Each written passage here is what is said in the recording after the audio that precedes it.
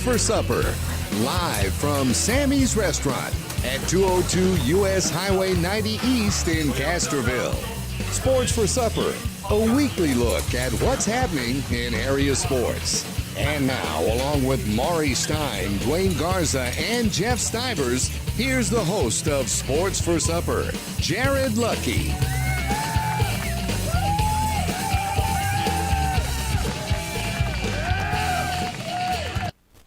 Good evening and welcome here to Sammy's Restaurant.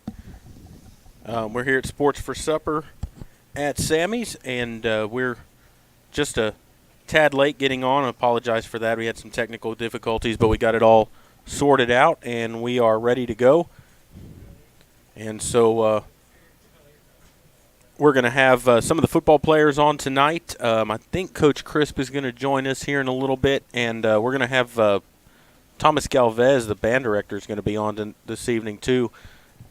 And then we'll talk a little bit about some of the things going on in sports around the high school, and we'll be ready to go here. But, guys, Medina Valley coming off of a 35-34 win. The football team at Uvalde last week is a very exciting game. One of those that came down to the wire. The team was down 13 points with about 10.5 minutes left in the ball game. Managed to come back and win and keep their playoff hopes alive with that victory. And they'll go in to play Memorial this weekend on Friday night. That'll be at Panther Stadium against Memorial Minutemen. You know, Jared, a very exciting game. If you were just a neutral fan watching that game, you got your money's worth. It was a really good game. A lot of points scored, a lot of back and forth. Especially there towards the end where the Panthers came down. I don't know if you know more how many times that they scored there in the second half, but it was just overall a very exciting game.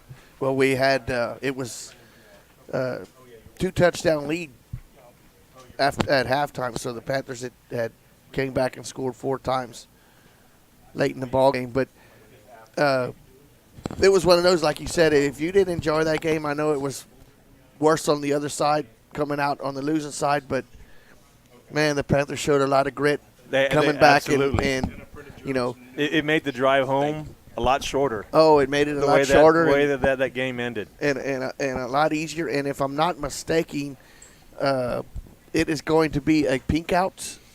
Is that correct? This yes. week, Friday. That is right. Yep, upcoming it's Memorial. It will be a pink out. So for the month of cancer awareness, it is going to be a pink out. So if you have any pink, wear it to the game. There are shirts available. I believe I saw some at Community National Bank and a couple other places. Yep. And you can also get them at the souvenir shop before the game. They'll be selling them, and you can also get some at the main office at the high school also. Yeah, absolutely. Wear your pink and support. Yep. And Medina Valley will do a great job of doing that, because if you were at the Harlan volleyball game the other night, the blackout night was outstanding. So good job on doing that, and I'm sure the fans will come out in droves wearing pink for this Friday's contest. Yeah, absolutely. And let's take a quick break and then come back, and we're going to have Coach Crisp on here. You're listening to Sports for Supper, and we'll continue here in just a moment. This is MVBN, the Medina Valley Broadcast Network. Headed out to the game? Then make a stop at your local Valley Mart convenience store. With 12 area locations, Valley Mart is always right around the corner. Fuel yourself and your vehicle with quality branded gas and diesel, snacks, and fountain drinks. Always convenient, well lit with clean restrooms. Valley Mart, family owned and operated since 1984, and a proud supporter of Medina Valley athletics and area youth sports for over 30 years. Peerless Equipment, your South Texas irrigation experts. Peerless Equipment specializes in sales and service of irrigation equipment to the agricultural and wildlife industries. This includes hose reels, big guns, pivot systems, underground pipelines, turbine well pumps, booster pumps, motors, valves, and an inventory of much more. Stop by one of their locations in Hondo and Pearsall, or give them a call at 210-434-7867. Peerless Equipment, bringing water to you. Medina Electric Cooperative is sending students on the trip of a lifetime for free. The 2020 Government in Action Youth Tour is an all-expenses-paid week-long learning and leadership event in June that starts in Austin and then takes kids to Washington, D.C. Winners also receive a $500 scholarship for college. The deadline is December 13th, 2019. Apply online at Medina.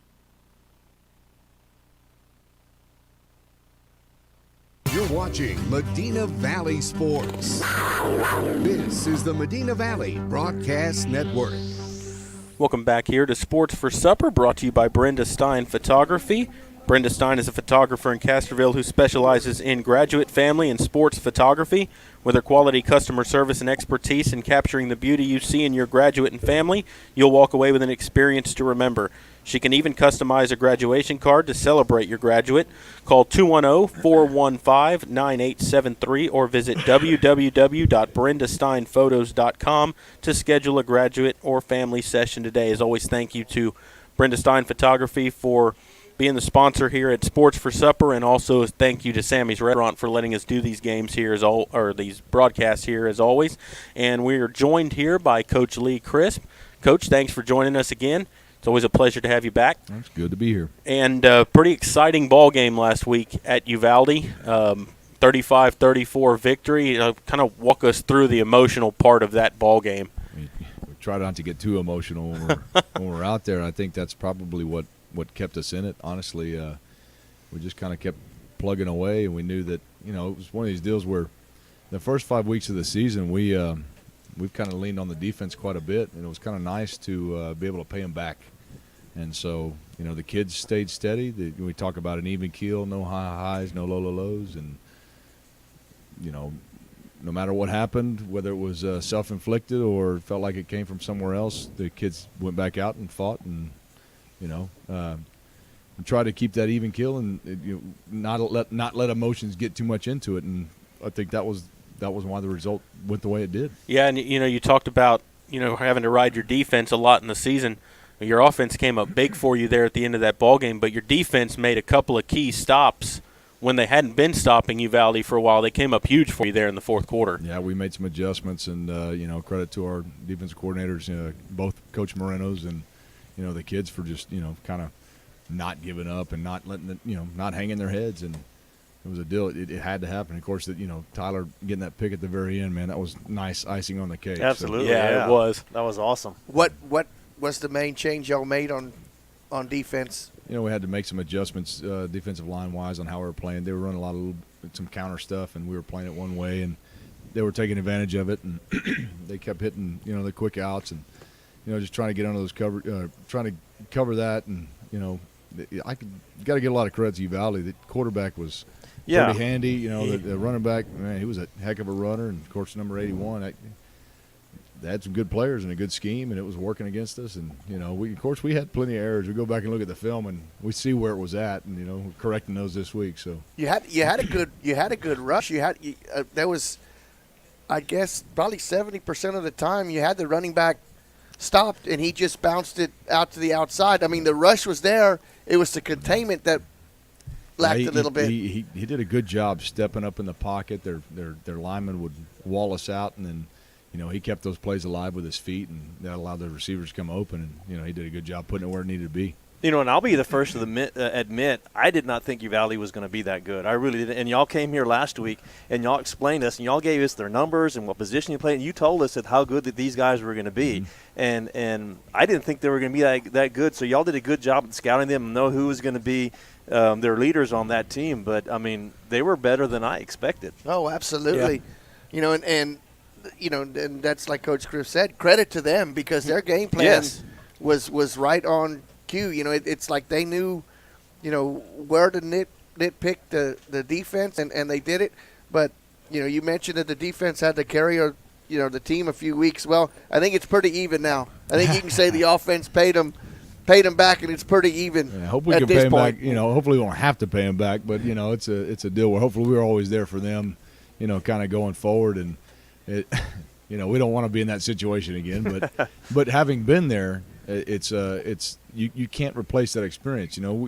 It's a similar situation we had against Lockhart. In that game, we let emotion get to us, and we let that feeling of maybe not being able to overcome that, and we didn't let it happen this time. And the kids showed a lot of maturation this week, and it's shown this week in practice as well. Because this is the best 3 practices I think we've had in a long time. Oh, that's good to hear. Well, and speaking on that note, you come off a win against Uvalde, and you have a Memorial team coming up that that only held Uvalde to 7 points. Somehow I still can't really fathom how that happened because Uvalde's a pretty good offensive team. Right. But I think that's the nature of the district, though, Jared. Yeah. Right now, that's just what it looks like. And what do you see Memorial this week? What are they going to show you? What do they do? They have an athletic team. I mean, it's kind of the same thing where, I know defensively I spend a lot of time watching their defense, and defensively they get after it, and they're gonna be guys flying around trying to make things happen, and I've watched a lot of film, and they do. They get after you, and you gotta be right. You can't just go out there and think it's going to be a cakewalk. And it's nice to see that this week in practice we're executing and doing things right, and a lot of energy. And defensively, I've noticed a difference. For sure. I know Coach Mo's been kind of on them a little bit, and when we go our little good on good sessions, it's kind of shown. So, it should be a deal where we take care of business, but. I think we learned last week you don't overlook anybody. Right. Well, and you said that last week when you were here. We're not looking ahead. We've got to compete with Uvalde, and we got to watch out their quarterback. You got to watch out for 21 and 81. As like Dwayne said, everything you said was spot on. Those guys were every bit as good as what they shown in film, and they actually I was surprised at halftime, just thinking, wow. We're in for a fight. It's one of those, absolutely. Experience kind of, I've been doing it for a little while, and you the kids don't ever believe you, but you tell them and tell them and tell them, and it's like you got to watch out. You can't ever go in there thinking that you got it won. You got to go in there always thinking we got to work every down, every live for the next play and all that, and you can't always impart that to them, and until they experience it. But we did, and hopefully that's something they kind of keep in the back of their mind forward. And this week I expect that, that we're not going to overlook anyone. So who do you see this week looking forward that they'll keep an eye on for Memorial? In Memorial, I mean, they got a good quarterback. Their linebacking, their group of linebackers are very active. They move around. They make tackles. They got a big defensive line. It's a thing where we're going to have to handle our blocks and make sure our assignments are good up front. And, it's not going to, we're not going to just break tackles and go forever, We've got to make sure we're doing our jobs and everybody's kind of on point. Well, and, I kind of watch when the coaches leave the field and when they come back. And at halftime, just your demeanor, it's like you were more focused going into halftime already thinking before I even get in there what we're going to do. And when the coaches came out and waited for the team to come out in the second half, y'all all were different. Y'all were stepping different. Y'all were acting different. Y'all were acting like, hey, we made the adjustments.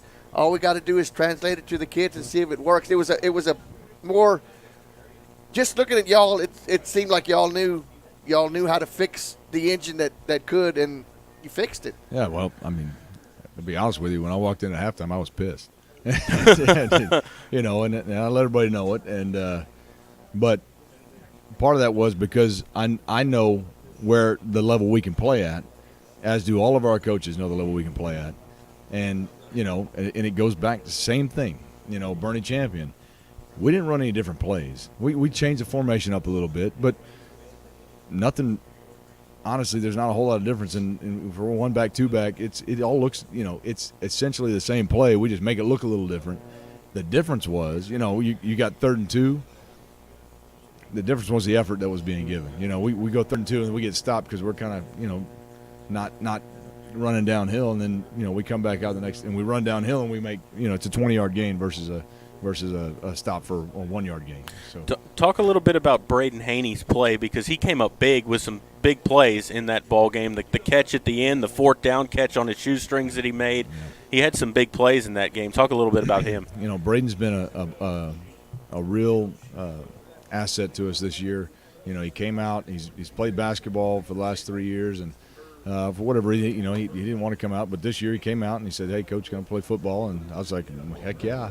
And we'll take anybody. And he's shown that he knows how to get it done. And every week he's just learning more and more of what his role is in the offense, and we kind of lean on him a little bit more, and it just gives us one more weapon. He's got sure hands. He's very quick.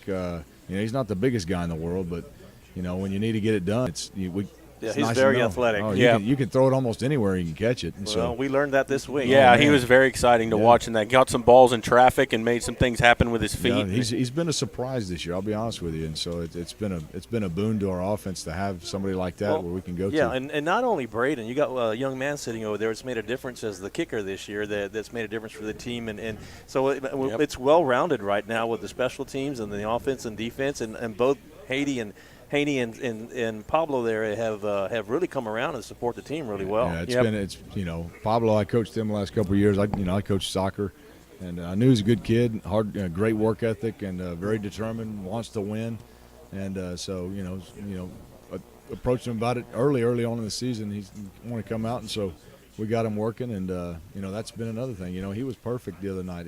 And that was the difference in the ball game. I mean, that's one of those things. We were on the other side of that, and it happens. But to have athletes coming from other sports, it's just kind of it's just the total program. That's what you're kind of looking for, and that's what we want out of all our kids. This one of the things about growing up in a small town. When I played, I wasn't good at anything else besides throwing a discus. So that's all I did. But when we had guys like Brandon Bippert, he was a football player, a basketball player, a baseball player, and not just a player, but a guy that stood out in all those just pure athletes. You want those guys doing everything because you want the entire thing to be rolling. Right. Yeah, well, Coach, we need to move on to the players here, but thank you for joining us. Good luck this week against Memorial, and hope we get another win. 3 in a row would be very nice. Yeah. It doesn't need to be exciting either. Yeah. Let's just roll. I'm done with exciting. Well, we're going to take a break and come back, and we'll have some of the players for you. You're listening to Sports for Supper, and we'll continue here in just a moment. This is MVBN, the Medina Valley Broadcast Network. Nobody can design, create, or maintain your lawn better than 3D Landscaping and Irrigation. With over 17 years of experience, owner Ray Doyen and his crew take pride in their craftsmanship and service. They're fully insured, offer free estimances, so you know you're getting the best. 3D does landscaping, lawn maintenance, irrigation, tree installation, lighting, and more. Whether it's residential or commercial, 3D Landscaping and Irrigation has you covered. Give 3D a call at 830-985-9115 or find us online at threedlandscaping.com. Double T Outfitters offers deer, dove, turkey, quail, and exotic hunts in Southwest Texas on over 20,000 low-fenced acres. They facilitate professional guide services, lodging, and fantastic meals while providing the best in Southwest hunting. Contact Double T Outfitters to find out details about their current package hunts. Contact owner Brett Ferguson at 210-413-1597 or online at doubleThunting.com. Buying a new house means a lot of decisions, starting with where are you going to get the best mortgage? At our bank, we offer competitive rates, flexible terms, expert-friendly advice, and without the long wait you get from one of those big city financials. Make your dream home a reality. Talk with us. We're an equal housing lender. Come home to Castroville State Bank. Member FDIC. Visit us online at CastrovilleStateBank.com. You're watching Medina Valley Sports. This is the Medina Valley Broadcast Network. Welcome back here to Sports for Supper, brought to you by Brenda Stein Photography. And we've got 4 of the football players here. We have Pablo Sandoval, Seth Bullard, Charlie Marsh, and James Gibson here. And we're going to start with Pablo Sandoval. And if you'll tell us your name, number, and your year in school, please. My name is Pablo Sandoval, number 19, and I'm a senior. And what's your position? Kicker. You're the kicker. And you came in late to the program this year. You had not played football before, right? No, sir. I only played back at home street football, Did you play soccer? Yes, sir. You still play soccer, I'm though, right? still in soccer. Okay. And what kind of transpired to get you? Yeah, tell us a little bit about your story there, Pablo. I didn't really have a choice. I was walking out of the locker room, and Coach Chris just told me, "You want to play football?" And you can't say no to Coach Chris. He gives you that look, and you have to say yes right away, or just agree with him. But yeah, that's a reason why. And when he first came here, yeah, he was a really good coach when he was on the JV coach at the time, and he was always good to me. So he was your JV soccer coach? Yes, sir. When I was at the beginning of my sophomore year for preseason games, And you know, I wanted to return like a favor because he always did it like. He had your back. Yeah, he always had my back and everything, and I guess he needed a kicker, and I told him, well, yeah. How was the difference? What is different in kicking the soccer ball and the football? Have you kicked the football much at all prior to this? Never, like I said, never like with the field goals and everything. No, just putting it up in the road. That's it. But the difference between the football and the soccer ball that I realized was you can't really lean to one side when it comes to the football because it's just shaped differently. Like you gotta follow through all the way so it can go the way you want it to go. The soccer ball, you can lean back, you can lean sideways, however, and it'll go the way you want to. And most of the time with the football, you gotta hit it a different way too with your foot, because it's more of accuracy and some power into it. So a soccer ball, you can barely tap it, place it in where you need it to go. Was it a big difference for you having someone hold the ball at first, like having a holder there? Because, in soccer, no one's touching the ball. Was that any different, having someone catch it, put it down? There was times where in soccer, there's calls made where it's where somebody has to touch the ball before you kick it. Right. And sometimes there's someone standing there with the ball and barely get a touch on it. You had to react to it quick because once the other person touches that ball, the defense comes at you right away, and you got to get to the ball before them. Okay. So did you have to give yourself a crash course on how to kick a football? I could just picture you going on the YouTube and how to kick a football. Did you do something? I looked up. They told me about the kicker from Kerrville, the 60-yarders he was making. I was looking at his technique and seeing how he kicked. Wanted to try some of his, the way he does it, and I saw there was a lot of good stuff that. So you had to learn that there's actually on your field goals and your extra points, there's one way to kick it, and then your kickoffs, so the other one. So you had to learn both styles. Yes, sir. I had you don't know how many times Coach Chris would always get on to me about not following through and missing the field goal at practice because I would lean to the left or turn my hips instead of following all the way through. So what would you rather have on the line, an extra point to win a football game or a penalty kick to win a soccer game? Ooh, that's a tough one. Which would be the hardest? The hardest? Or let's just say a 35-yard field goal or a penalty kick. The hardest, I'd probably say a field goal because, I'm just jumping into it. It's my first year playing. Plus, you got people running at you. Oh, yeah. Soccer is just you and that goalie. And, I've played soccer my whole entire life, so I'm used to that type of environment, being put in that spot, in that situation where I got to, try to put my team ahead. Are you a forward in soccer? I don't really have a position. Okay. But, you asked me to play a position, I could play it. You asked me to play forward, midfielder, defender, goalie, I'll do it because I've played all of them. Okay. But mostly I play a defender. Oh, okay. Well, you're doing a good job, Pablo. Absolutely. Yep. And thanks for joining us here, and good luck with the rest of the season. And we'll move on to Mr. Bullard. Sure, thank y'all. And Seth, you've been here before. Yes, sir. You're a sophomore, right? If I remember right. And you told us, we'll go back to that Kennedy game. You guys called some things here on the show when you were there that happened. You called a scoop and score. Y'all made some things happen defensively, and it was real fun to watch, especially on special teams. Talk a little bit about that game. Really just going into it, we're pretty confident. All three sides of the ball going into that game. We just wanted to try some new things. Special teams all that week was pretty good. Didn't really throw anything new, just kind of went with our base formations and got a lot done on special teams. I think the play I got that punt block, they were just throwing me in. I wasn't supposed to rush the punt. I was just supposed to lay back, and I didn't necessarily hear that. And I just kept running. I saw the ball and went silent, and I get up and see Taylor running with the ball. I was like, did something good. Well, he was sitting in that same chair you were sitting in today, and he told us that he actually thought he was going to get to the punter first, and you beat him to it, but then he beat you to the football. Scoop and score, so it evened out pretty good. Yeah, I think he was the one that was supposed to be rushing, not me. So. It's okay. Yes, sir. A for effort, E for effort. So there you go. So we watched you a little bit on the sidelines this week. How tough was it for you to watch? I can't lie. I was biting my nails the whole game. I was in there like they were doing the kickoff huddle. I was in there biting my nails, trying. You to were get actually on the up. field with the kickoff Yeah, team when they're getting ready to kick. You didn't want to even miss the conversations. My nerves were going crazy, and especially I play inside linebacker as well. So Taylor Weir got hurt going in. I think it's third or fourth quarter, and like I was biting down on my knuckle, just trying to hold it back. And we were down at the point, so I was just. I wish I was there. What part in the game did you suffer the concussion?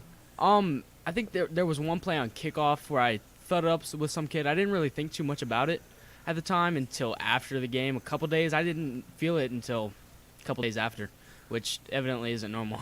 No, because you finished the game and you looked like everything was fine. It's just something that you started bothering you. Yes, sir. Good. At least you're taking care of it. And you're good for this week? Oh, I'm perfectly fine. Yes, sir. Awesome. And tell us about Memorial. What are kind of some of the goals y'all have? Memorial, as I said, of course we want all those good special teams things to happen. Scoop and score. Maybe we call it again. I think he brought me on here because he has all these conspiracies. Because last time we called it and I came here, we got all these good special teams plays. But yeah. Well, it's That's definitely awesome. an important part of the game. So I mean, if you in any way special teams can contribute, I mean, you're winning football games. Yes, sir. So we just want to keep our streak going, 2 games in a row, keep going strong in district, and try to get that 4th seed in playoffs. I agree with Coach Crisp. I'm one of the most superstitious guys there are, and I'm going to find Bigfoot before it's over with, too. You just wait. Yes, sir. Jared's laughing. Yes, sir. But no, somebody sent me a text with a picture on it, and it has Bigfoot sitting on a rock, and it says, "You got to believe in yourself, even though nobody else does." Yes, sir. There you go, right? Yes, sir. So that's awesome. Triple B, you're going to be ready this week, right? Of course, yes, sir. That's his new nickname, Bad Boy Bullard. Oh, God. Awesome. Triple B. We'll make sure to remember that in the booth. Well, good luck this week, and we'll move on to Mr. Marsh. And Charlie, you've been with us a few times here this season, and tell us a little bit about, you had a 1-point victory. You threw a touchdown pass at the end of the game there. Talk us through that play. What was kind of going through your head on that? Okay, so we were running out of our trips package. I don't really remember what down it was. Obviously, it went over my head with all the craziness. But we had a trip. We were in our trips package. We had a rollout called. I want to say they were in some type of man-free concept, so they were manning us up. I know we had a flat player in a corner out over the trips. One safety, he was kind of in the middle of the field. The way we were rolling out, I felt like he wasn't far enough over to where he could play our corner, Braden running the corner. So I kind of had that in the back of my mind before I snapped the ball. So I knew their corners were going to sit, the flat player was going to sit on the underneath route. So I rolled out, and they both sat like I thought they were, and I knew if I threw it to the back corner, he didn't have enough range to go get it, and I knew my guy was going to come down with it, and the ball left my hand, and I thought ball game when I was watching it spin. Yeah, because he made a good catch back there in the corner of the end zone. But the timing just to get it, to keep it in play. Yeah. Well, and the credit to the offensive line, too, for giving him the time to throw the ball. I mean, now, your confidence has got to be skyrocketing. You got someone that that can catch the ball, not that the others can't, but, he can come up with some incredible plays as he showed against Uvalde. But I would assume your confidence level is just really high throwing the ball now. Yes, it's definitely gone up. Went through a little stint where I wouldn't say I lost confidence, but I needed to you need to get reassured. Reassure myself, yes, and I'm feeling good again. What was the call on 4th down? The 4th down. When y'all needed 7 and you got 7 in the length of a football. So we were in our empty package. We had all goes, and we had the big guy to my right, 45, running an out route from the number 3 spot, or from the most inside receiver spot. I dropped back, and I looked to the right at first.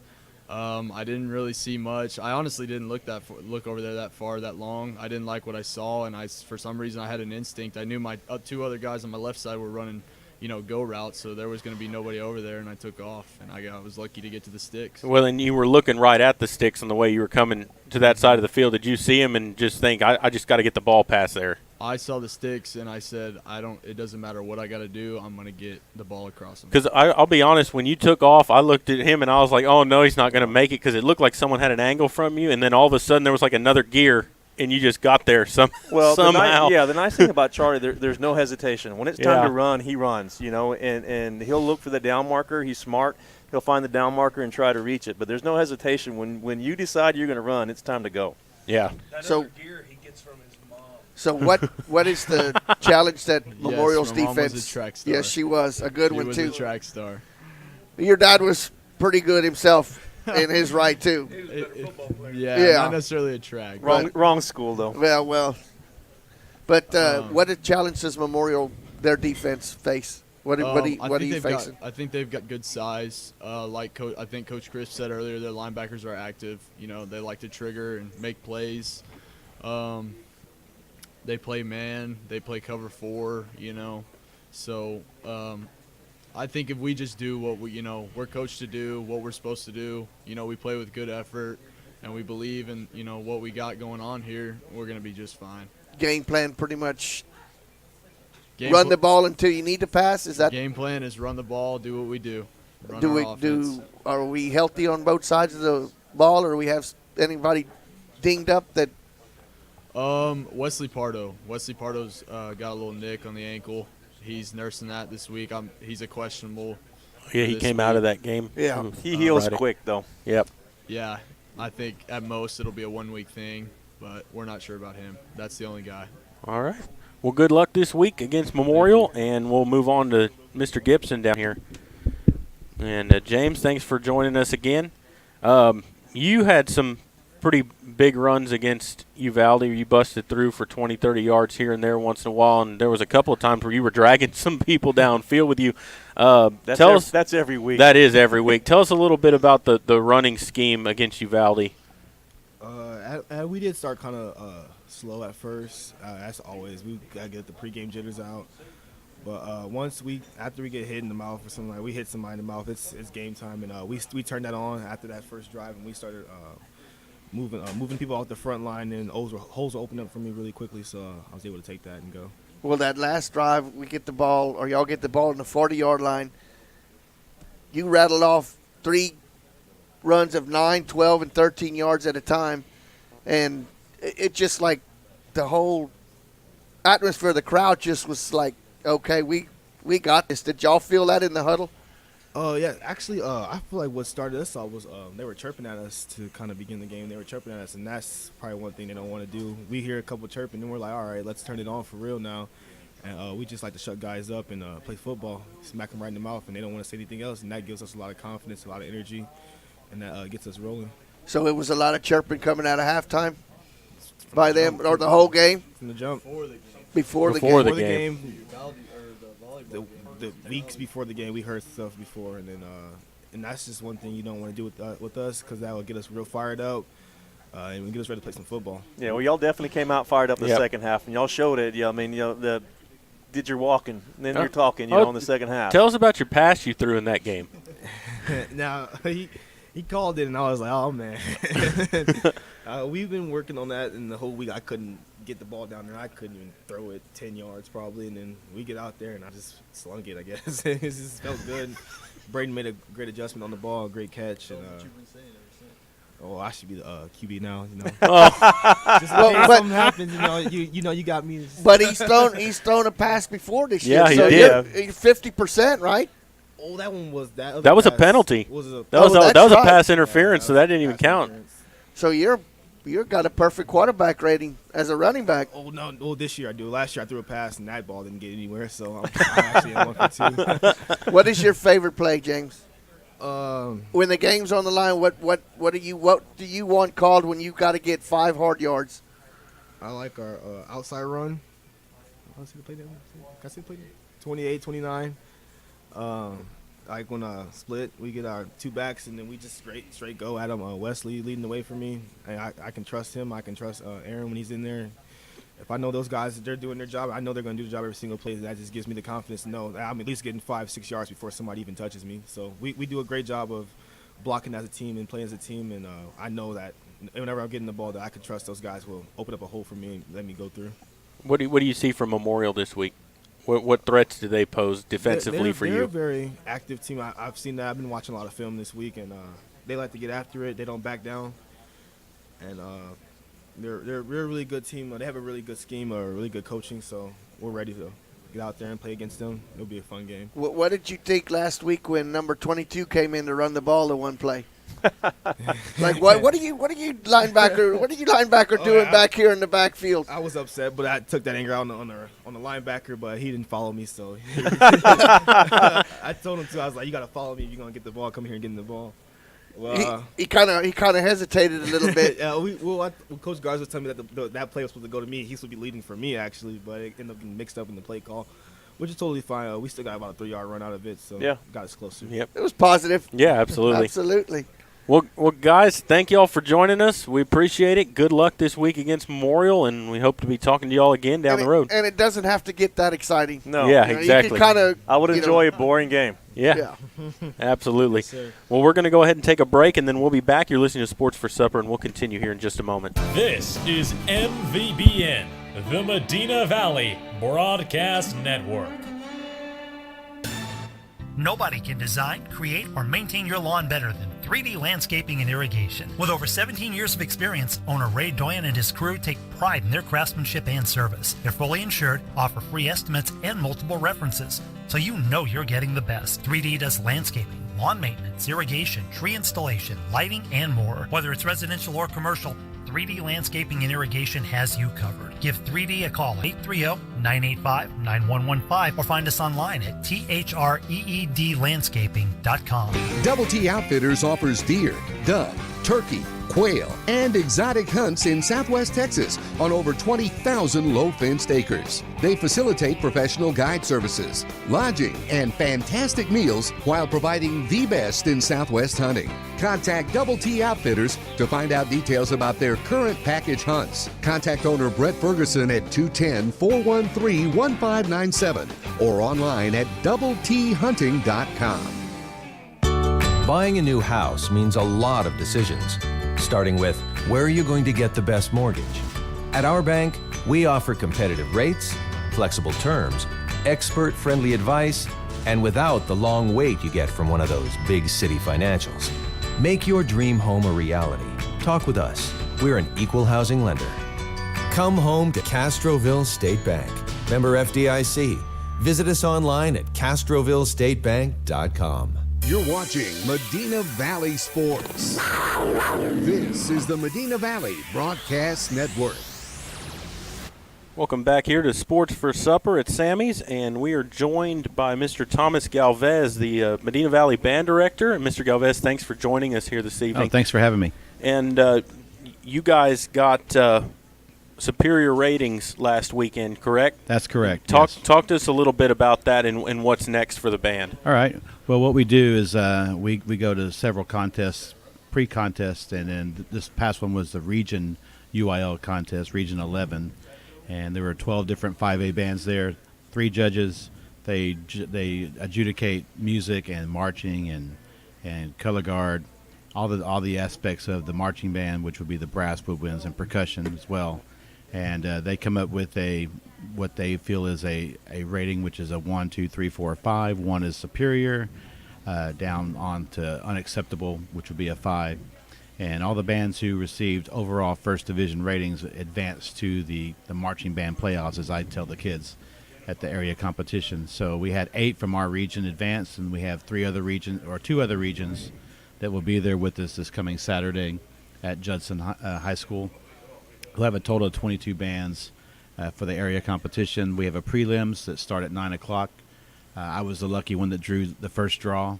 So the later you go in the draw, the better off for you, because the kids get a little bit more rested, and the judges have you fresh in memory to compare with the other bands. So when you get first, they're kind of conservative right away. They're conservative with what they put on the sheets, and so we hope to make a big impression with them. And the top 10 bands will advance to the finals that night. And with 22 bands being at the area competition, 4 bands will advance to the state marching contest that will be held at the Alamo Dome on November 5th. Okay, for those like me that aren't familiar with the instruments, you said brass and woodwind and percussion. What is falls under brass and what falls under woodwind? All right, brass would be trumpet, French horn, trombone, baritone, tuba. Anything shiny. Yeah, pretty much. And then woodwinds are flute, clarinet, saxophone family. And they're called that because they actually have wood in there that you. Originally they do. Now the clarinets and the saxophones use a reed made of cane to help start the vibration for the instrument. But the flutes used to be made of wood. Now they're made of metal. But that's where the phrase wood. Oh, right. Okay. And the percussion's just the drums. Right. Yeah.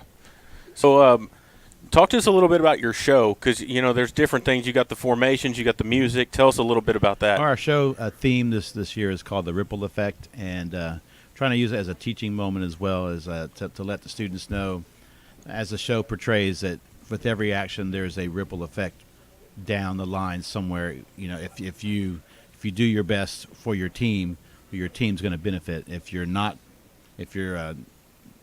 trying, well, then your team's going to suffer. And the same thing with your family, same thing with your job. It's a life learning moment. It's what we're trying to portray through the show. And how long have you been at Medina Valley? This is you're asking me, okay. Well, I'm not asking you your age. I'm just asking you how long you've been there. There's been so many years I've almost forgotten. I think this is my 27th year. Wow. I was going to say, he was my band director when I was there. So. And you graduated in what year? 04. 04? Yep. We've talked about having you guys on for a while because it's part of the environment of Friday Night Football. It's not the same without the band. No. I mean, it's a big part of it, and they needed to get their recognition for being part of that whole thing about what goes on Friday nights and the whole community. And talk a little bit about how you guys get started, because you're starting as soon as the football team is starting back in the summer. Right. We start, if not earlier, correct? We start, we're able to start a little bit earlier. We start the last full week in July. And we're talking July, and you guys are in the parking lot, right? So to some it's extent. warm. We have a limit of 10 hours that we can work on marching before August 1st. So you have specs that you got to follow too also? Sure. Okay. Yes, we do. And that's to take because of the heat and for whatever reason. It just protects the students from being overworked by zealous band directors, So go over a day for the band. Okay. Well, in the summertime, what we do is we meet at 8 a.m.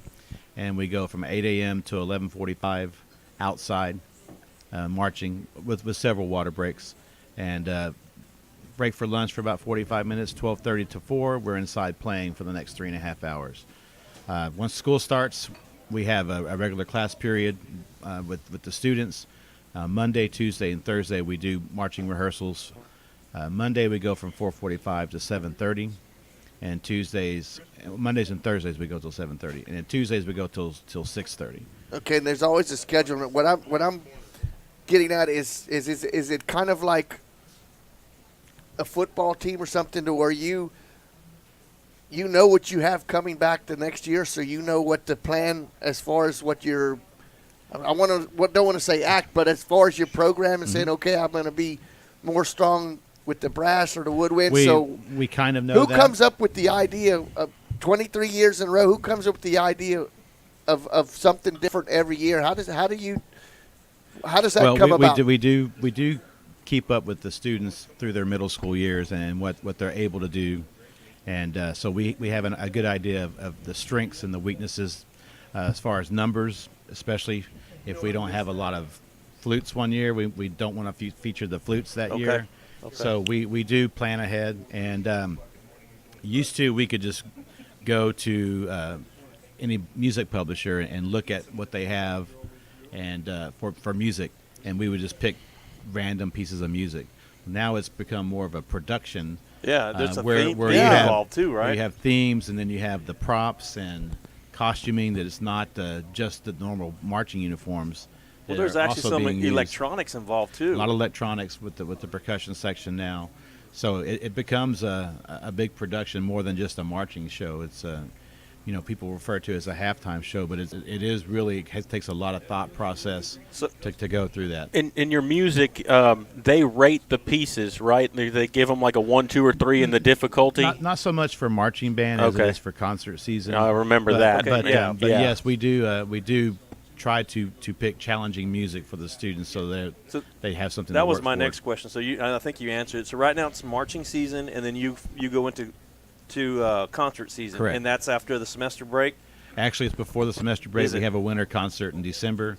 There's also students that work for region band auditions, kind of like a district football team's picked by the coaches where they see the kids perform on Friday night. Well, we don't actually can't do that when you have 150 kids on the field. You really don't know who the top players are because we're supposed to look the same. So we have region band auditions in December, and the students have a blind audition. We get prescribed music by the state office, and every kid that auditions plays this music, and it's a blind audition. The judges do not know who's playing what, and they just select the top so many, make a region band. And unlike an all-district team in athletics, they actually perform. They get together and rehearse for a concert, and they actually perform a concert. So in the concert season, though, that's competitive also. It is both individually and then as a band. The region auditions are something that's individual. Then we have a solo and ensemble contest through UIL, which is in February. So a kid can pick up a solo that's a prescribed music list as well, play a solo for a judge, and try to advance that to the state solo and ensemble contest, or an ensemble, which is a group of at least 3 musicians that come together with the prescribed music and play for a judge, and they can actually advance to the state solo and ensemble. And they do sight reading also, right? With the full band, we have concert and sight reading, where we get three pieces of music that we prepare and take to contest in April. And sight read a piece of music. We get 10 minutes to look at a piece of music without actually playing a note, and I explain to the students what this piece of music's about, and then we play it, and we have to make it sound like we've rehearsed it. So you said solo a while ago. So when you're doing a performance on Friday night and you have a kid that comes out there and does a solo, is it something that's catered to him, or does that piece of music require a solo? How do y'all go about? Well, that's just how we what we design on in the music itself. We try to figure out, okay, what would create the mood we want to create here. Okay, it's going to be a baritone solo or a flute solo or clarinet and flute duet or a trombone solo. Okay. So it's just more like creating the mood. So where do you get your idea every year of what the performance is? Do you kind of inspiration? What kind of inspiration? What?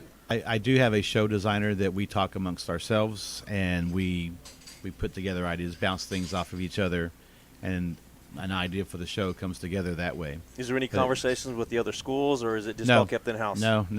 In fact, we were warming up before one of our contests, and the band that was warming up before us started playing. It wasn't the same arrangement of what we were playing, but it was the same piece of music that had been written. So our kids just turned around and said, "Hey, that's our tune," but it really isn't their music. It just happened to be playing the same piece of music. Wow. So nobody knows what anybody else is doing. But it's not like stealing a playbook where you can counter another band by playing a certain piece of music. You just do what you can do and the best you can do it. Now when they, like during marching, because you got this competition coming up this week, explain to everybody kind of what they're judging on, because they're looking at if you're in step, they're looking at how you sound and all that. Kind of explain to everyone what that's about. There are 5 judges. 3 judges are for music and 3 are for the marching element.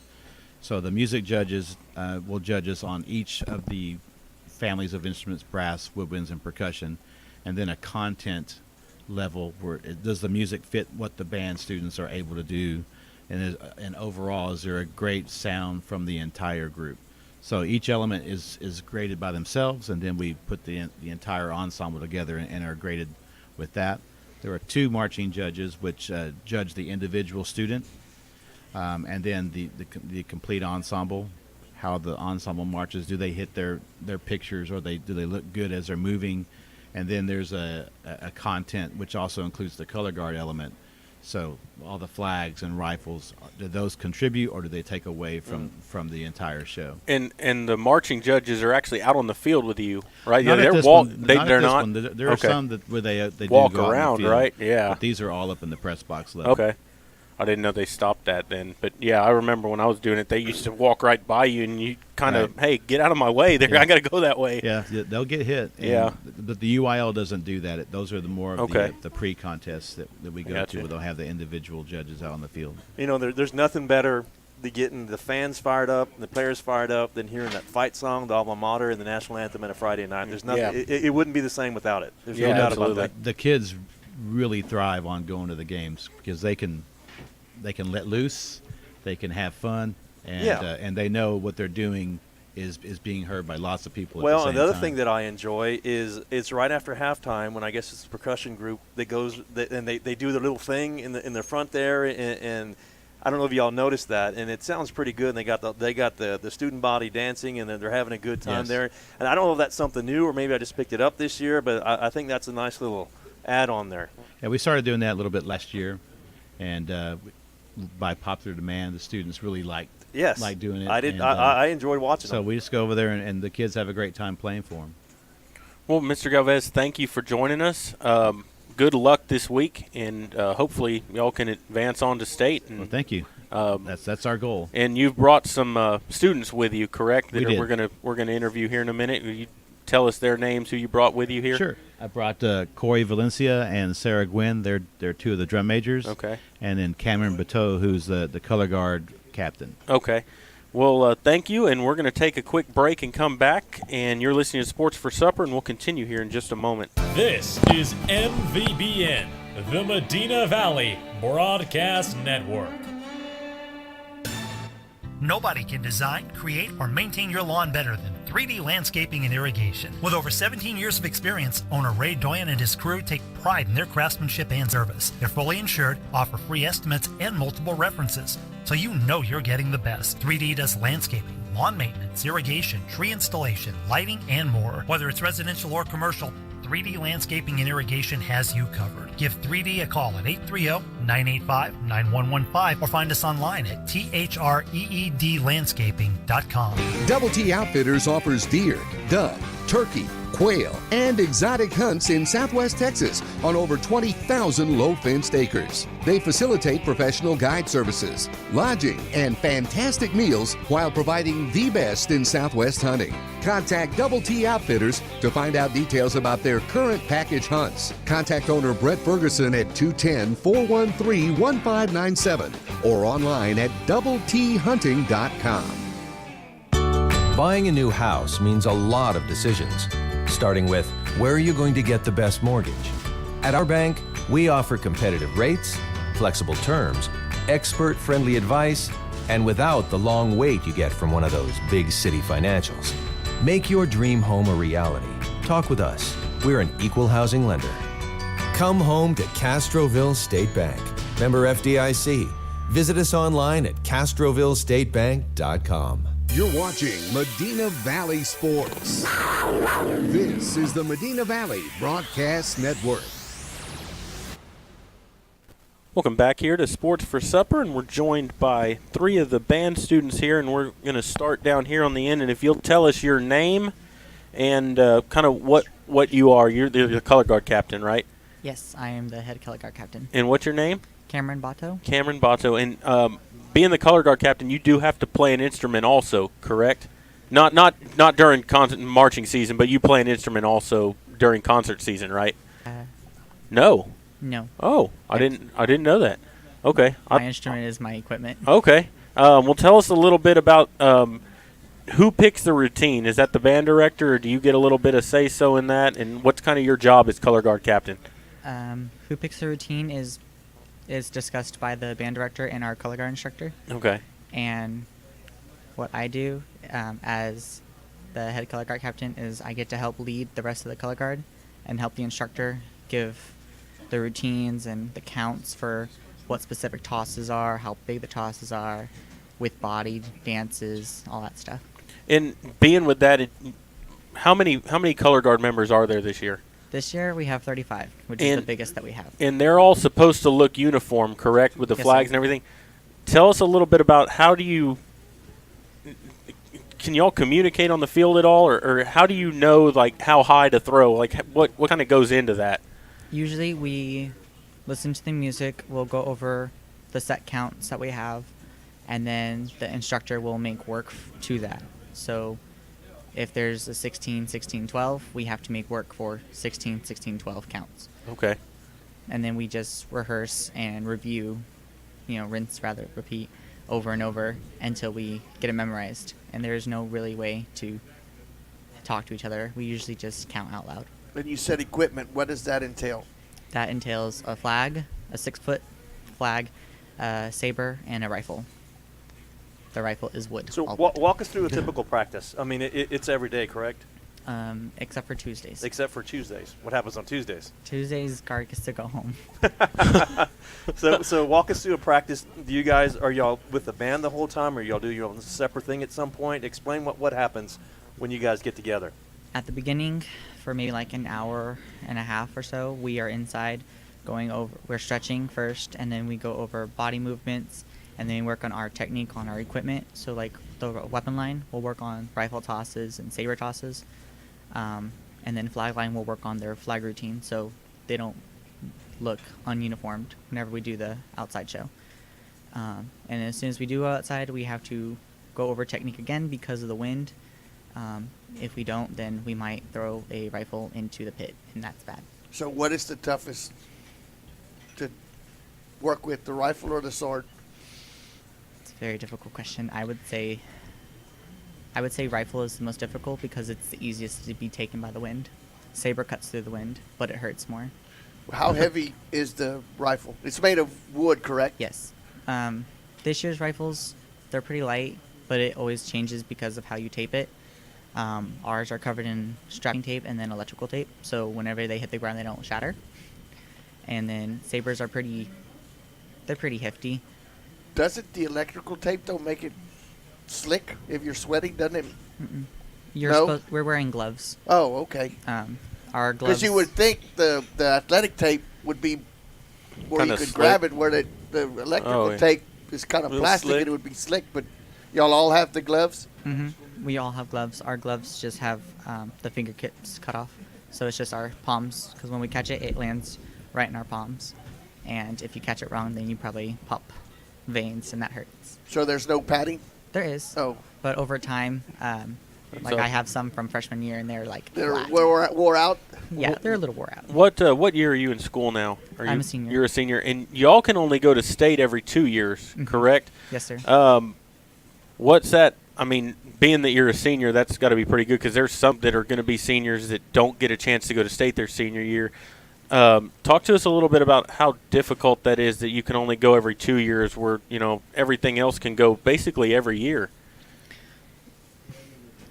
Well, I'm very fortunate that I got to go the last 2 years ago.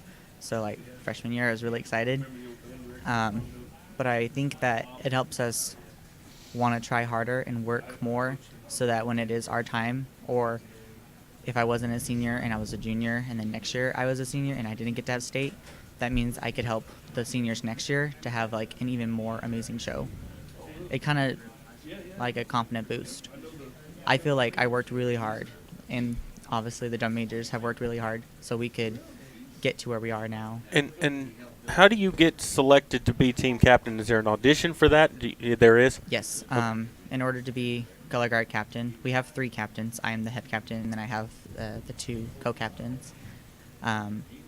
Towards the end of winter season, which is closer to the end of the school year, we have auditions. You need to make a binder of your organizational skills and your leadership goals. You have to have an essay, and then you get interviewed, and then you have to have a solo piece. Okay. Does color guard have any competition other than with the band? Yes. As soon as we're done with marching season, we go into winter season, and that's where it's just color guard. Just color guard, okay. And then this year, I think we get to go to WGI, which is like a really intense competitive competition. And what do they judge there? So kind of the same thing with marching season. They'll judge us on, like, the way it looks, the music. For winter season, they focus on more body, what the story is telling with our equipment.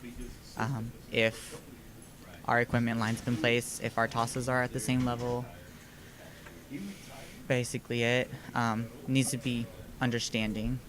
It's kind of more emotional because they're like this close to you, like 2 feet, and they're just like, yes, he's not in time. He's not smiling, and he's on the ground. Okay. Oh, wow. They're that close? Yeah. Yeah, you can hear them. Wow. You can, we usually listen to our recordings about, like, the judges, they record themselves, and then afterwards we get to listen to them. Well, half the time we get to listen to them hear us count. So we're like 5, 6, 7, 8. He's talking too loud, and he needs to work on that. His body's not in time. So do you do any other activities, clubs, right now junior, senior? What plans for after school? After school, my plans are to be a tech for color guard. So I'll help the instructor. We have 2 techs now, but my goal is to at least do 1 year after high school, and then after that, go to college to be a nurse. Okay. Awesome. Well, good luck this coming week coming up, and good luck in the school year. And thank you, Cameron, for joining us. Yeah. And we'll move it on down. Good job, Cameron. And if you will tell us your name, your grade in school, and what you're a drum major, correct? Yes, sir. My name's Sarah Gwynn. I'm in 12th grade, a senior this year. Okay. And with 2 drum majors here, correct? Will you tell us your name also, because y'all kind of share the duties there?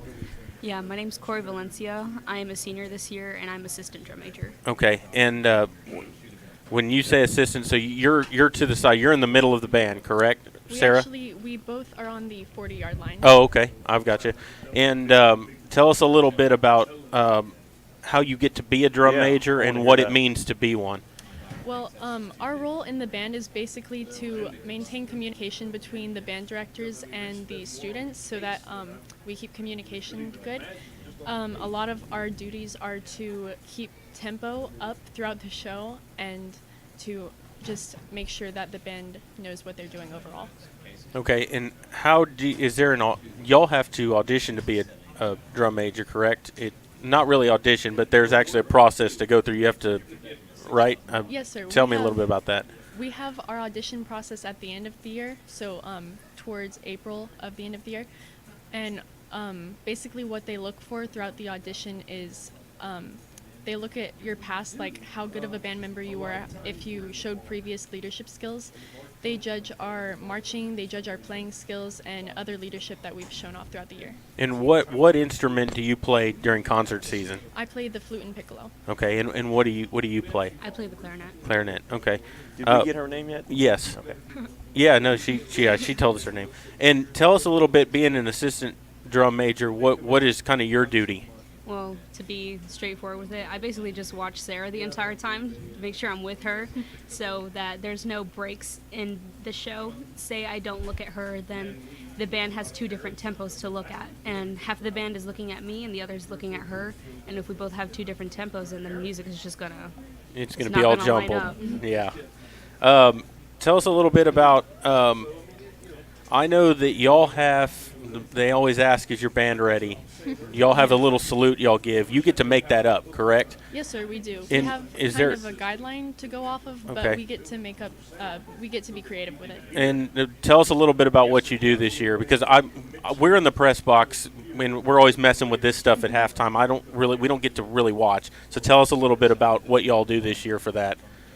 Well, since our show is called The Ripple Effect, we've actually done a salute with the color guard captains that kind of does a play off of that. We do the wave during our salute. Okay.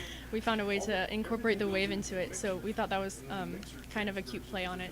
Okay, that's pretty cool. So when you say you're watching her, what is half the band watching one drum major and the other, or they? It's whoever they can see. Yeah, it's whoever right? they can see. Sometimes I have almost the entire band in front of me, and so I have to really make sure that I'm with Sarah. So if I'm like going my own tempo and they're looking at me and then they start moving towards Sarah, they're gonna be like, oh no, I'm like a count behind, and they're gonna like mess up.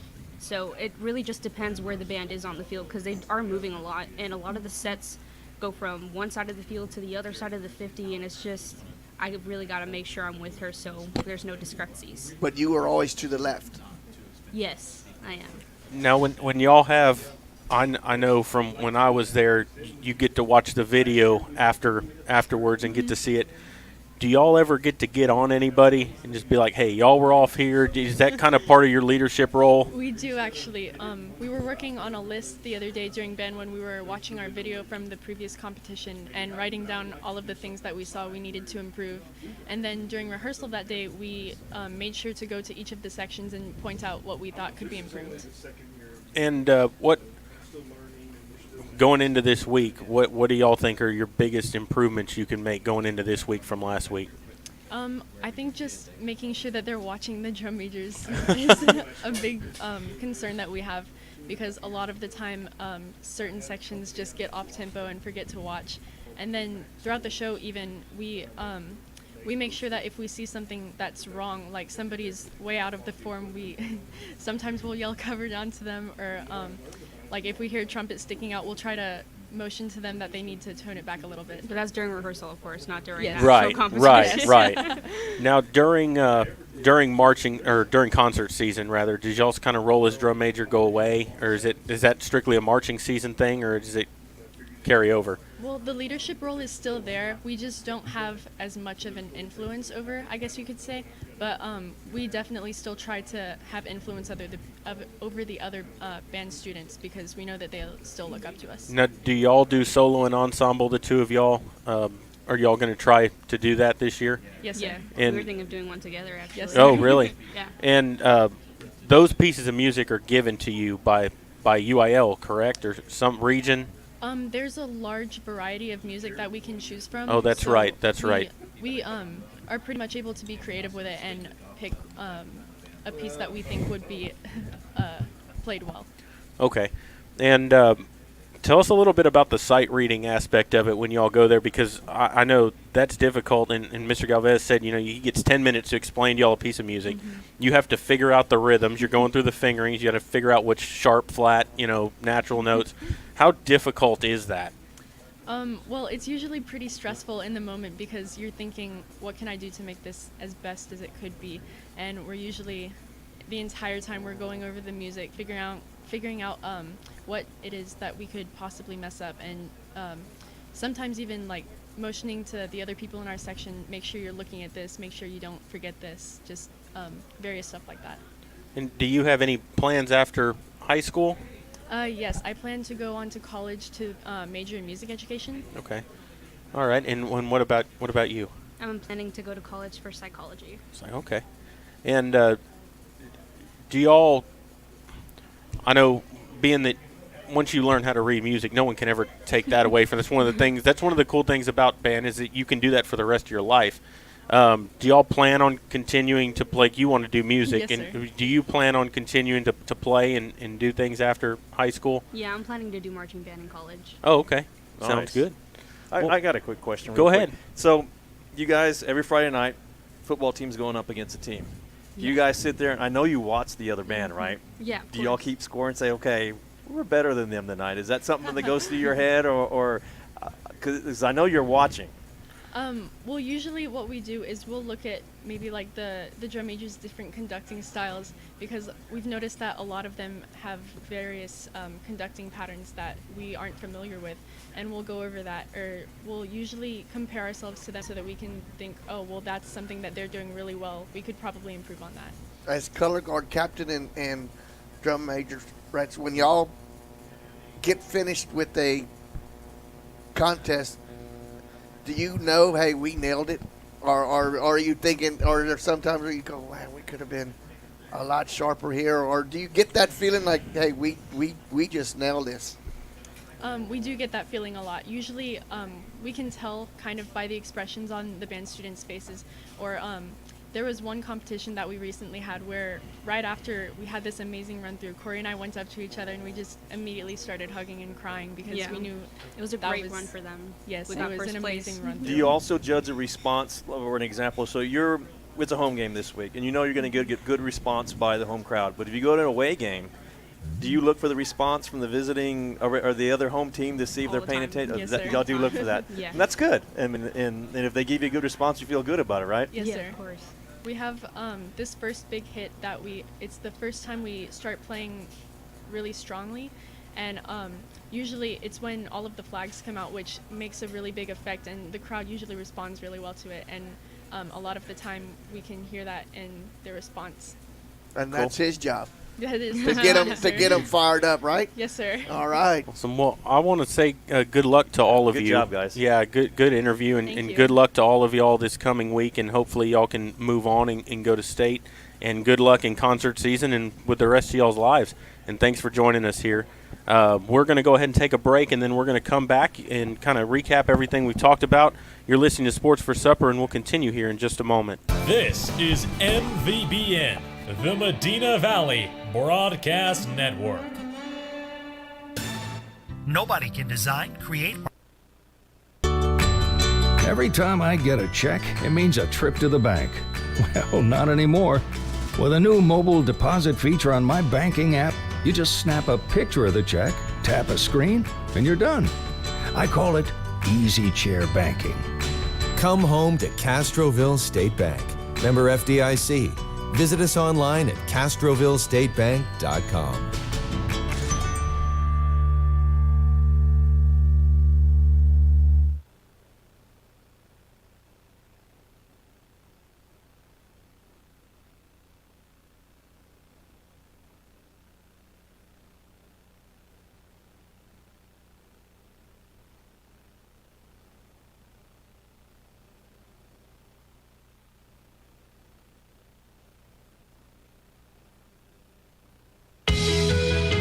The pace of business is faster than ever.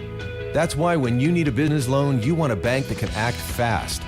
Not only do you get great rates and fast answers, you get the financial advice you need to keep your business growing.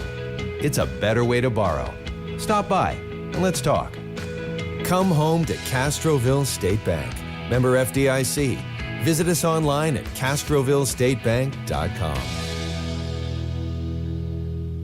Tandre Gwynn Funeral Home in Castroville, Texas, has been providing funeral services to families in the Medina Valley and surrounding areas for many generations. Tandre Gwynn Funeral Home is proud to support the broadcast by the Medina Valley Broadcast Network for the athletes and students participating in this event. Go Panthers! Tandre Gwynn Funeral Home, Castroville, Texas. You may view obituaries at Tandre, Tondre-Gwynn, Guinn.com, or visit the Facebook page of Tandre Gwynn Funeral Home to view funeral notices. You're watching Medina Valley Sports. This is the Medina Valley Broadcast Network. We're back here at Sports for Supper, and we have talked to the football program, talked to the band program, and now I think Dwayne's going to give you an update on volleyball. Yeah, we'll go over real quick on the volleyball updates. The last time we met, they took on Eagle Pass, down in Eagle Pass, which was Friday night, and that was a 3-1 victory. Medina Valley came out on top, and then last night, Panthers took on Somerset at home, and they won that match 3-0. So the volleyball team continued to roll along. There's 2 more games left for the volleyball team, regular season games, that is. They'll take on Floresville Friday night in Floresville. So they'll be doing that. And then next Tuesday is their last game. It's a home game against Southside, and that's also going to be Parents' Night. So 2 more games left for the volleyball team. However, they have secured a playoff spot. Right now they're sitting in second place. It's probably where they're looking at finishing right now. Harlan with the number 1 spot right now. Medina Valley sitting at 12-2 in district play and an overall record of 28-14. Somerset, who they beat last night, is going to be duking it out with Floresville to see who gets the 3rd and 4th spot. I think right now they're both tied, maybe 9-4 records right now. So they'll be duking it out for the 3rd and 4th position. And if we were to look ahead, Maury, we're looking at District 27 for volleyball, since we know we got a playoff spot and we're getting down to the end of the season to see who we match up against. So I believe we're going to be matched up against District 27 5A, which right now Alamo Heights is leading that. And second place is Jefferson, and third place is Highlands, and fourth place is Burbank. So Burbank and Highlands switched since the last time you gave us the updates. Yeah, I've got a source, a secret source that filled me in right before the broadcast here. Let me know what the standings were in 27 5A. So Alamo Heights 1, Jefferson 2, Highlands 3, and Burbank 4. Right now, if we were to play the playoffs now, we'd be matched up against Highlands. And a lot of that can change because we've still got 2 more. Absolutely. We still got 2 more games left. 2 more games. So that's the update. And and we'll try to cover as a broadcast network. We'll try to cover at least the Southside game next Tuesday and roll into the playoffs. Absolutely. But the 4 teams in each district are pretty much set. It just depends where they're going to finish. I believe so. Okay. I believe that is correct. Because I'm looking at the I think the standings. Southside is on the outside eliminated. looking in, and I believe Edison is on the outside looking in District 27. So I think the 8 teams between our 2 districts are pretty much decided, and it just depends on what place you come in. So looking at the standings, if Medina Valley takes care of business Friday, we will have assured ourselves of the second place spot. I believe that is correct. Because the other 2 teams are 10-4, Medina Valley's 12-2. Yep. Well, and they actually hold the tiebreaker over what?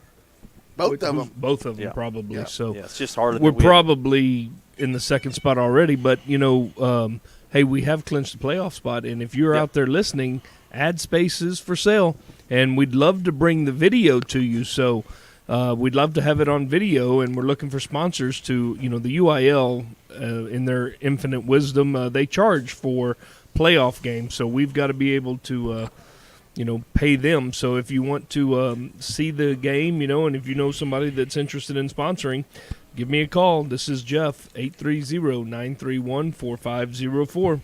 Jeff, in calling the volleyball games, it's kind of tough to call a volleyball game without video. So if we can get some sponsors to help us out with the video coverage, that would be great. But our next thing we want to talk about is cross country. On the 17th, Medina Valley hosted the District 28 5A championship. Medina Valley boys claimed the district championship. Case Henrik second place, Seth Hernandez third place, and Matthew Fleming fourth place. Those are our top 5. Wow. They finished top 5. Yeah, wow. And we had a couple of those guys on the show here a couple of weeks ago. So congratulations to those guys, and congratulations to Case for getting that second spot. And on the varsity girls side, we had Macy Livingston.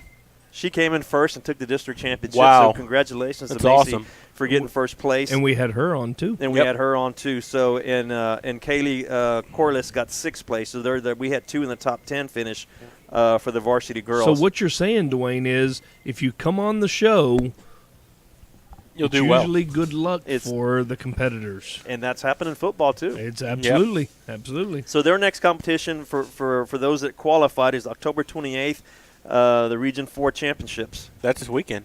Yep. So, good luck to them. And I need to read something here from the Athletic Boosters that we've been asked to read here, and it is the Medina Valley Athletic Booster is gearing up for this Friday's Pink Out Pep Rally and football game against Memorial. We will be giving away 125 Pink Out Rally towels sponsored by North Park Chevrolet, and we will still have Pink Out shirts available for the game. Purchase a Pink Out shirt for $15 from any of your Booster Club officers or the MV Panther store. All proceeds go towards cancer research. We are currently in the middle of our major fundraiser for the year, which is 30 prizes in 30 days. We have 1,000 tickets to sell, and these funds go towards scholarships and help supplement supplies for each of our teams. This year we gave $10,000 in scholarships and gave back over $10,000 to our sports teams.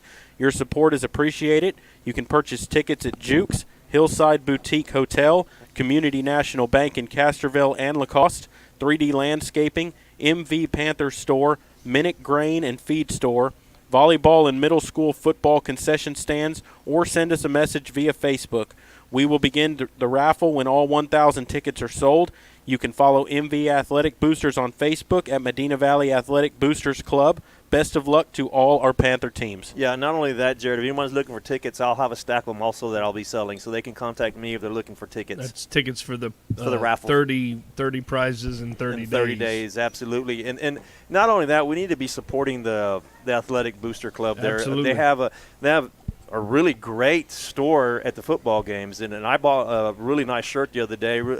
They got all kinds of neat stuff, the chairs, the shirts, all the stuff that they sell there. And all they're that. actually going to be moving it around. After football season, they're going to have the store over in the gym, I believe, so that they can sell during basketball games. They've got some good-looking stuff. stuff. Caps are really great. If you guys are interested in wearing any of the Medina Valley stuff, the Sports Boosters is a place to get your gear. Yeah, and all that money raised goes back into the program. It does. Everybody needs to understand that. I mean, it goes back into the high school programs. It goes into the middle school programs. Well, a good example is the big helmet that they run on, correct? The big helmet that they run through, the scholarships. My son was fortunate enough to receive a scholarship from the Booster Club a couple of years ago, and it's a booster club, and it's there to help out our student athletes at Medina Valley. Yeah, and we should support them. Yeah, we should support it. And if you've got a kid in the athletic program, go ahead and help the boosters out. I mean, you can work concessions. The concession's not that big of a deal. Dwayne, I went and worked 2 hours the other night. It was not a big deal. Yeah, it's an easy deal. So support the sports boosters. All right, guys. We've got the game against Memorial coming up this week. You want to talk a little bit about that before we go into the picks for the week, Dwayne, or you want to do that first? No, I mean, let's talk about Memorial real quick. One of the things that we talked about earlier in the show was we can't take anyone lightly, and we did the scenarios earlier that Memorial beat Uvalde.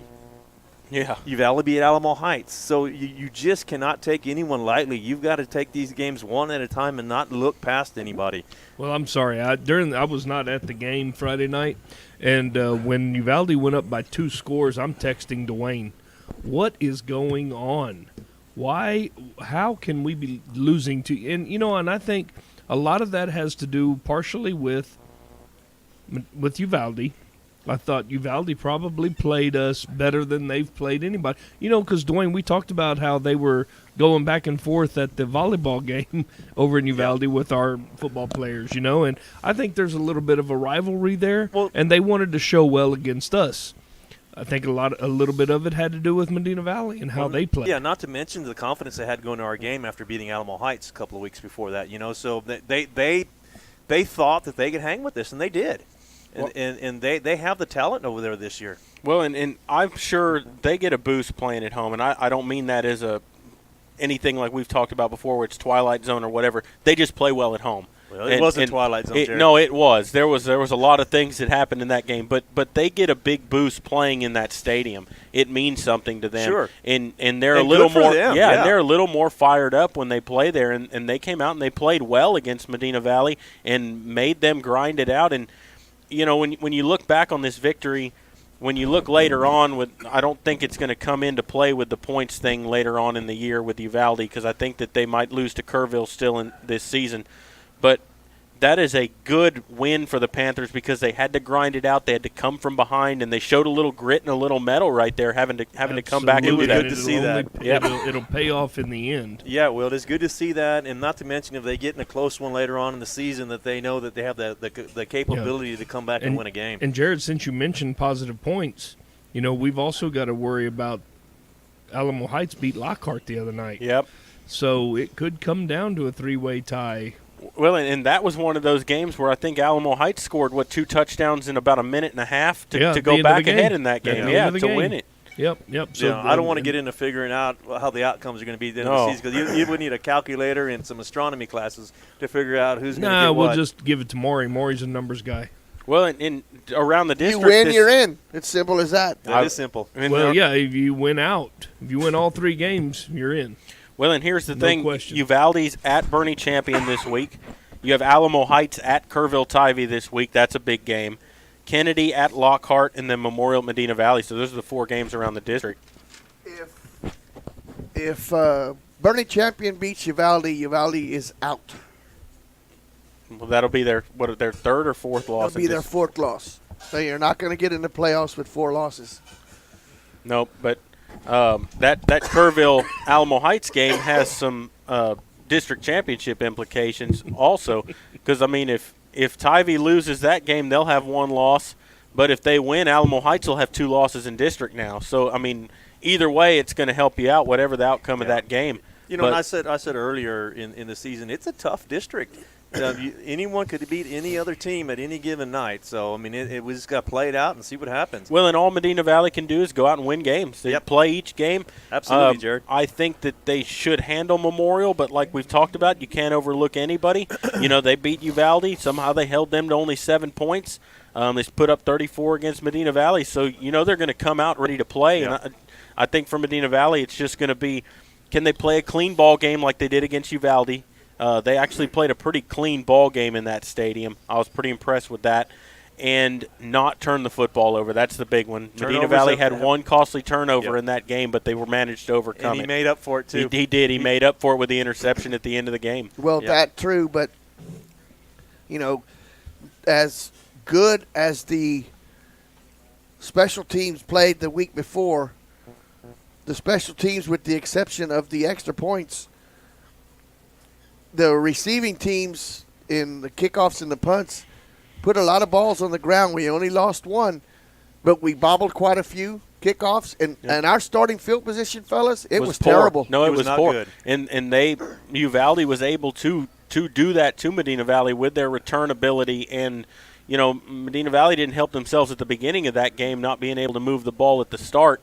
Fortunately, that they were able to overcome that later on in the ball game. And, and we just talked about taking what's in front of you, and the volleyball team needs to do the same thing. Yep.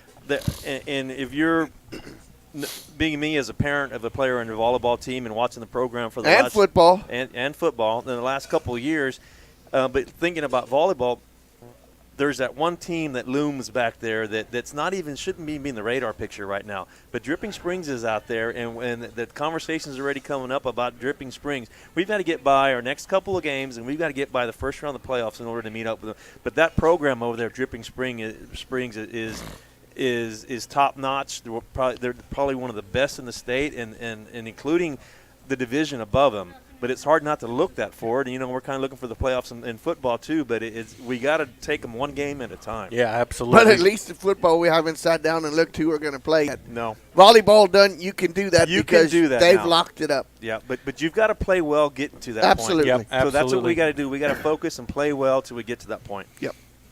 Well, and you want to move on to our picks? Sure, from let's last go over week? our picks from last. Well, last I week. just want to give you what I think the score is going to be.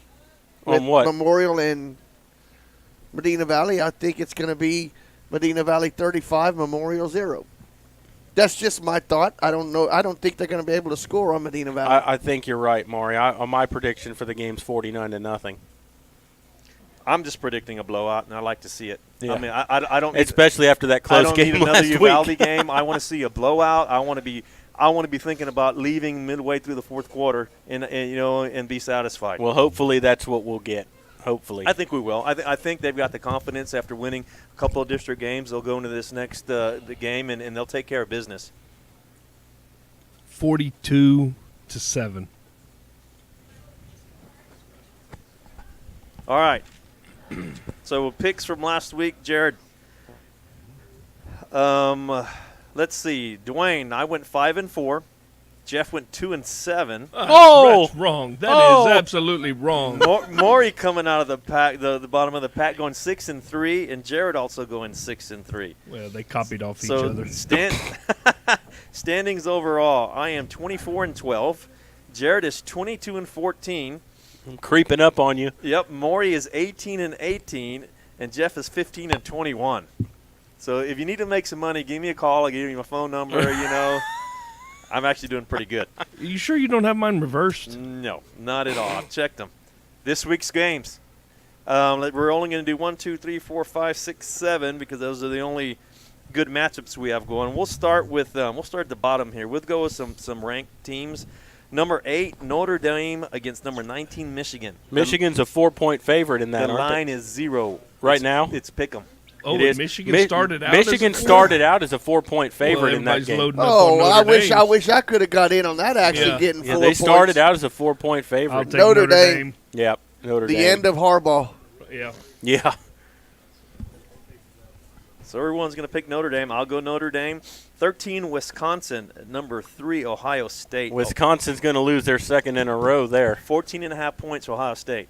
I'm taking Wisconsin. I'll take Wisconsin in that. Ooh, yeah, I'm going to have to take Wisconsin myself. But what is the deal with all these Big Ten games? Let's go, Dwayne. Well, they're ranked opponents against each other. Notre Dame's not in the Big Ten.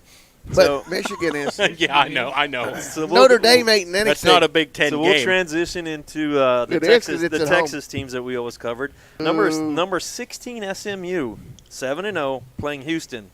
SMU 14-point favorites. Mustangs. Oh, 14 points. I don't know. Houston's had a bad year. They're up and down though.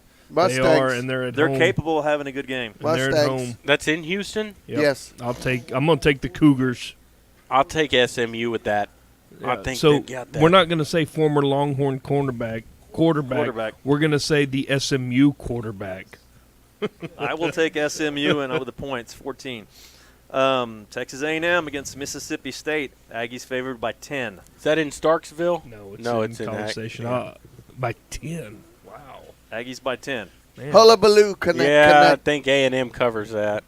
I do too. That's a rough one. You know what? I'm going to go with Mississippi State. Not because I dislike the Aggies, but it can happen. That quarterback is just not playing well. He never did. Number 15, Texas against TCU. Texas gets healthy. What's that line on that? You know what? I think I got that line wrong. 2? Well, that's what he's got. No, right now. yeah, I think that line is wrong. Texas is a 2-point favorite? No, I think it's wrong. Yeah, exactly. Yeah, Texas got pretty fortunate last weekend. Let's skip that one. I'll come back to that one. I got that one wrong. Texas Tech -4 against Kansas. Texas Tech. No, it should be Kansas State because Oklahoma's playing Kansas. Well, I got that one wrong too. Still Texas Tech. I think. Texas is a 2-point favorite. Oh, over no, they TCU. are. Oklahoma's off this week. That's This is why we don't believe that you're winning this thing. No, it's Yeah, right. I had it right. I had it right. Yeah, you had it right. Okay. Texas -2 against TCU. 2-point favorites over TCU. I think Texas gets that. Yeah, I do too. Texas -2 over TCU. TCU. Texas. Texas Tech 4-point favorites over Kansas. Texas Tech. Where's that at? Kansas. Lawrence. In Lawrence. Kansas is going to have a huge letdown because of that game. That's all right. Tech's horrible. Kansas. I'll take Tech in that one. Texas Tech may Tech win in out. that one. Well, what do you mean win out? They're 4-point favorite. And they get Bowman back next week. I'm going to have to go with Tech also. Texas State against Arkansas State. Arkansas State 11.5-point favorites. Ooh. Give me the. Where's it at? It's at Arkansas. It is at Arkansas. I think I'll take the Arkansas I State will on too. that one. Me too. 11.5? Texas State's terrible this year, Jeff. What do you mean? They've won more games this year than they have in a They're lot still of terrible. years. Okay, Arkansas State. Doesn't mean you're good. Do y'all know what Arkansas State's nickname is? The Red Devils. The Red Wolves. Red Wolves. Ah, that was close. Not the Red Raiders. Well, the last Texas UTSA's bye this week. I think so. Yeah, and then they meet up Hullabaloo Connect the week after. Who does Baylor play this week? I think they're open also. They're open too. Oh, that's right. Yep. They're off. So the last Texas team we'll talk about, will Rice win a game? They're 0-7 No. versus USM Southern Miss. No. 4-3. Southern Miss 9 beats them. points. No. Southern Miss all the way I'm going there. to go with Rice. What? That's fine because I'll just keep catching up. Yeah.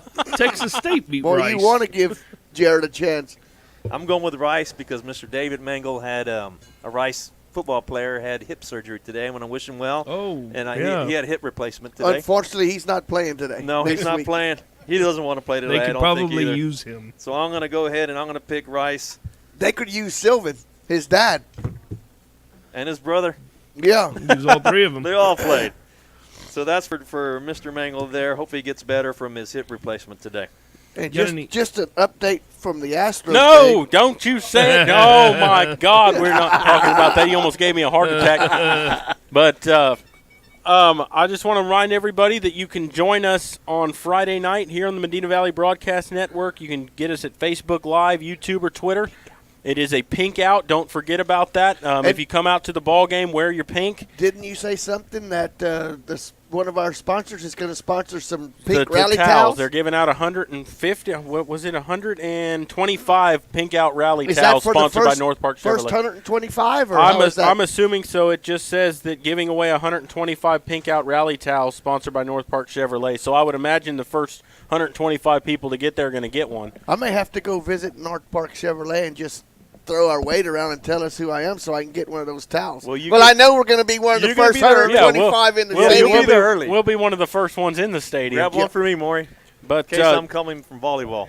Great show tonight, guys. Kickoff for that game will be at 7:30. We'll be on the air around 7:10 with the pregame. Want to thank Brenda Stein Photography for being the right now is a good time to get those primary pictures sponsor. taken. And I know she's doing a lot of the graduation stuff, but right now is an excellent time to do it before it gets too hot and heavy on that. And also thanks to Sammy's Restaurant for letting us do these games here in Maury. What are the specials tonight?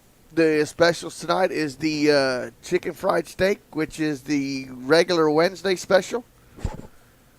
So come on in. Are they having a hunter special coming up? Do you know? They always have one the opening weekend of hunting season, which will be next weekend. They will have the ribeye steak and the sirloin steak on special for the hunters coming through. So I'll be here. Stop in at Sammy's, and all those cuts of meat and everything are from Jukes Meat Market, who sponsors us a tray in the press box. Thanks to Marvin for and the his game. group, yeah. So thanks to Jukes Meat Market. Thanks to all of our sponsors. Absolutely. Because without them, you know, this broadcast is not possible.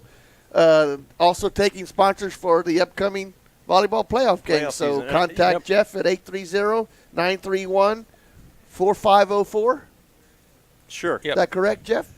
All righty. That is. And I also want to thank the band for coming Yeah, out. absolutely. I'm glad to And- have and- them out there. They're a big part of Friday Night Football, and I'm glad they came out and told us a little bit about what they're about. And good luck to them this weekend Yes. coming up in And the their cross-country area. team. Yeah, Regionals. absolutely. Congratulations to them, and good luck to them this weekend as they run in Go regional. get 'em, Macy. So 7:30, we'll be on the air. We'll also keep you informed with the volleyball during that game as we get updates for it. We'll continue to let you know what's going on in the volleyball match going on Friday night. Be sure. Dwayne's wife, she'll be giving us updates. We'll be giving you okay. updates. Yep. So make sure to tune in on Friday night here on the Medina Valley Broadcast Network. Medina Valley against Memorial. It should be a good matchup. Make sure to wear your pink to the stadium. For Maury, Dwayne, and Jeff, I'm Jared Lucky saying good night, God bless, and we'll see you Friday night when Panther football continues.